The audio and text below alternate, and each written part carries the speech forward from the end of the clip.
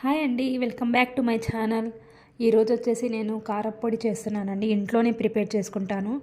ఇడ్లీలో కానీ, దోశలో కానీ, అండ్ నేను ఉప్మాలో కూడా చల్లుకొని తింటానండి. చాలా బాగుండిద్ది. దాంట్లో ఏమేమి ఇంగ్రీడియంట్స్ కావాలో మనం చూసిద్దాం రండి. దాంట్లో ఎండుమిరపకాయలు తీసుకున్నాను, కొద్దిగా చింతపండు తీసుకున్నాను, వెల్లుల్లి, ధనియా, జీలకర్ర, వేరుశనగ పప్పు కొద్దిగా తీసుకున్నాను, మినపప్పు కొన్ని తీసుకున్నాను, కొద్దిగా మెంతులు వేశాను, అండ్ కరివేపాకు అనేది తీసుకున్నాను. మొత్తం వేపేసానండి. కొద్దిగా ఆయిల్ వేసుకొని కొబ్బరి కూడా వేశాను. కొద్దిగా వేపుకున్న తర్వాత చల్లబడాలండి. చల్లబడిందండి. ఇప్పుడు మనం మిక్సీలో వేసేసుకుందాము. దాంట్లో కొద్దిగా కళ్ళుప్పు కానీ సాల్ట్ కానీ వేసేసుకోవాలి. ఇప్పుడు మిక్సీ పట్టేద్దాం.